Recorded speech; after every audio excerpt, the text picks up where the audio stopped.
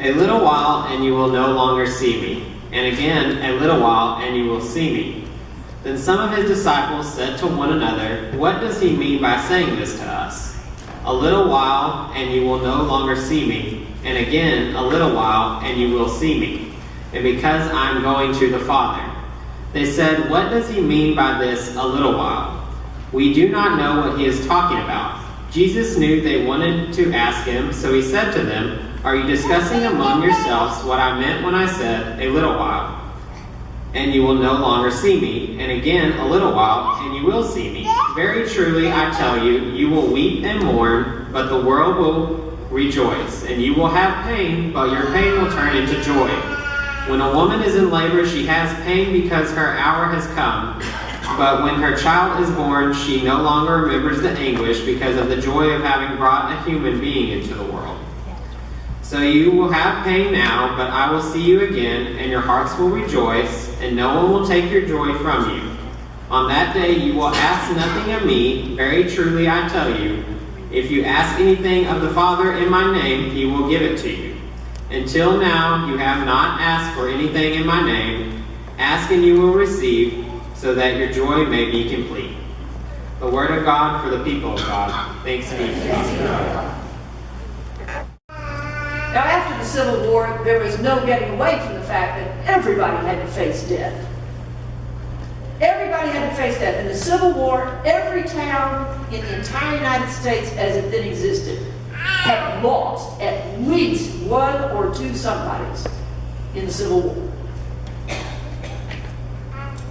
And so after the Civil War, and it took a couple of years, after all these bodies got sorted out and buried where everybody hopefully wanted them buried,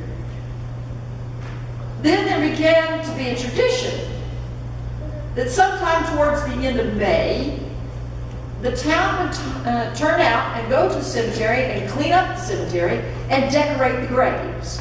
Specifically, they would decorate the graves of the war dead by putting flags on them.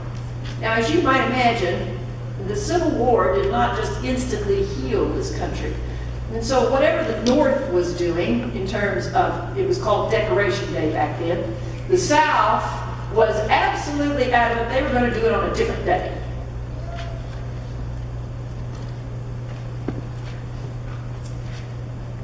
So when one of the men tried to begin to do a date, he picked May the 30th, because as it turned out, May the 30th was the anniversary of absolutely no battle whatsoever. It was a neutral day. But the country did not come together for Decoration Day, and of course it's now migrated into Memorial Day, until after the First World War. And the First World War, for all its horrors, brought the United States, to some extent, back together. Helped to heal the North-South divide. And so May the 30th then became Memorial Day. And many of the communities still celebrated Memorial Day by going out to the cemetery and cleaning the place up and putting flags. And now, of course, the flags were put not only on the Civil War dead, but on the World War I dead, and the Revolutionary War dead, and any of the others who had died during the war would have their graves decorated too. But the reality is, since then, we've basically not been very good at facing death. Sometime earlier in the spring or late winter, we actually did a series, and Bill Wagner, who's one of the lawyers in this congregation, talked to us about writing a will. And Bill and I have heard the same thing. I will claim that he's probably heard it a lot longer than I have, but we've heard the same thing for years. Because sometimes your pastor may bring up the subject, do you have a will? And people will reply, oh, I don't have a will. If I write a will, I'll die.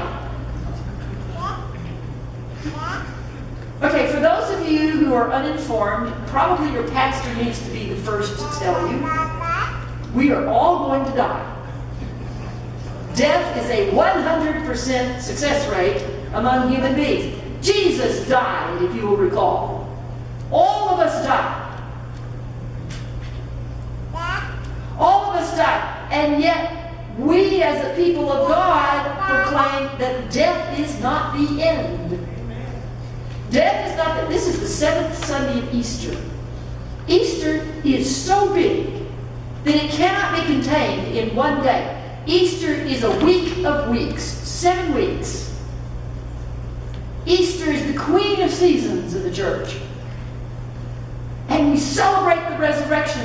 And when we claim the resurrection, when we say that we are the Easter people, then that means that death is not the end.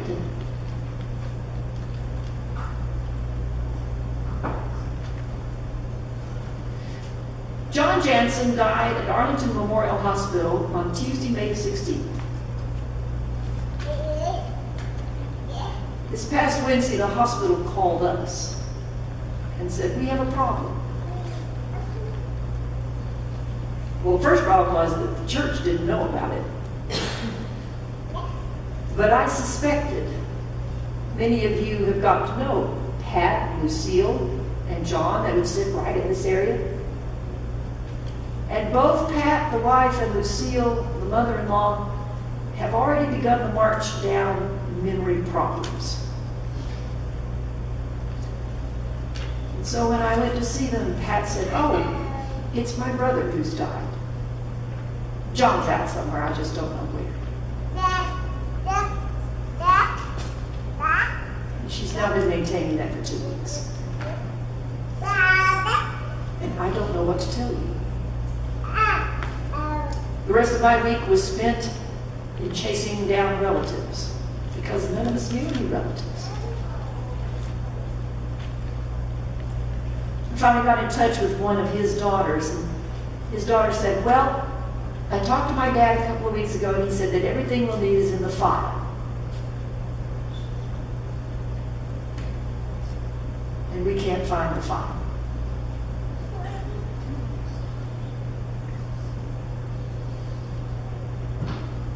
There are those among us who don't want to talk about death. We don't want to talk about this.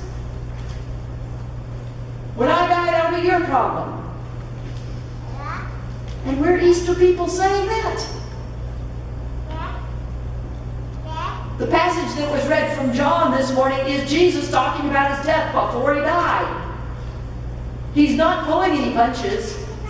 He says to the disciples, I will be gone. You will no longer see me, and you will have pain. That's how it works. I'm sorry. But Jesus did not leave the disciples there. He said, all right, you're going to have pain, but your pain is not going to last. You will weep, but there will come joy, and no one will be able to take your joy from you. Yes, I'm going to die, but that's not going to be the end. It's not the end of my responsibility, and oh, disciples, it will not be the end of your responsibilities either. You and I live in a world where somebody else has grasped that principle. Anyone who was ever in the armed forces, who died for their country, died with an understanding that the country was going to go on. There was going to be something else after their death. And that they had a responsibility to make sure that whatever that was going to continue. In our case, freedom, liberty, justice.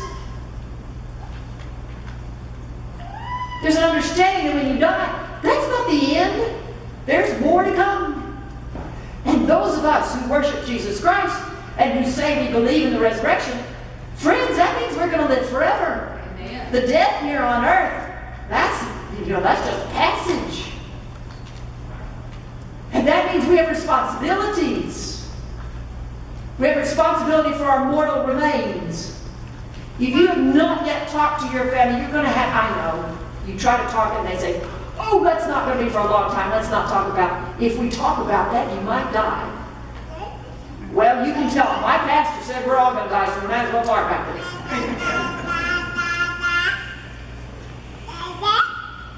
We've got to talk about this. We've got to say, here's what I want to have happen.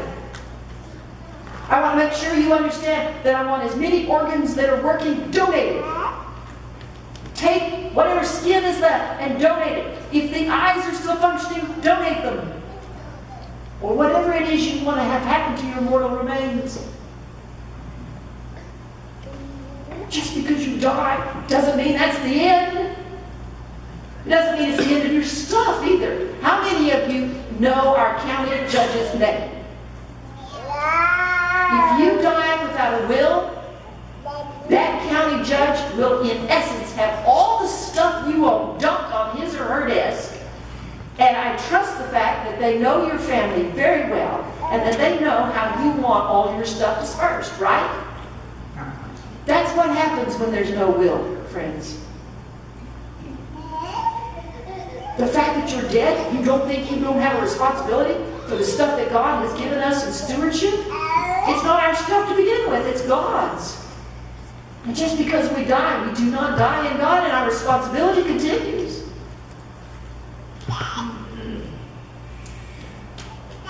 There are a lot of church members at First Grade Prairie who have grasped that concept. Periodically, every month we have the body of Christ, the food distribution. And sometimes that necessitates buying some extra food, depending on how many people need help in that month.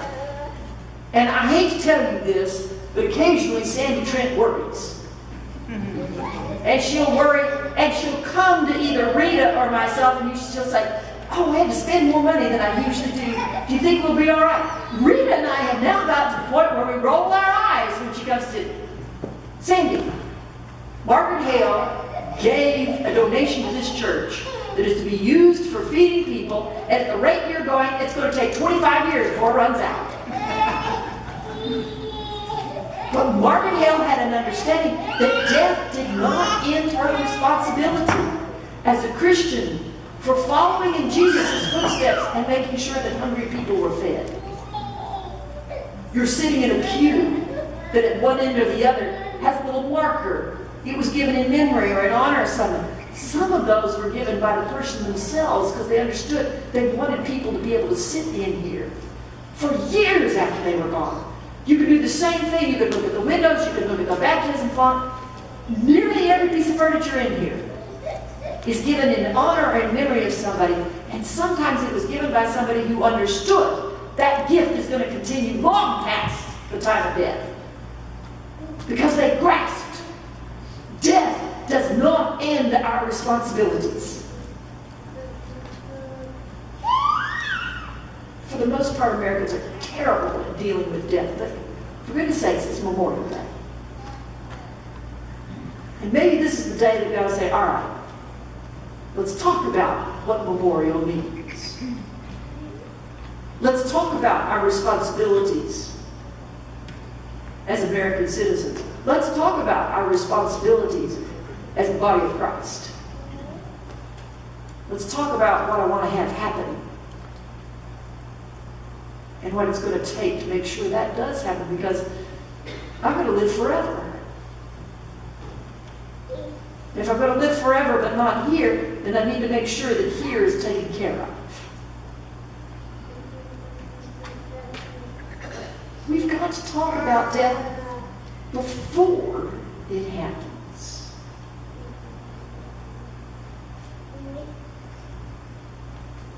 Jesus did.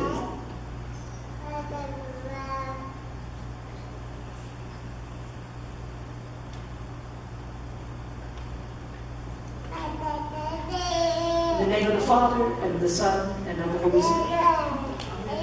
Amen.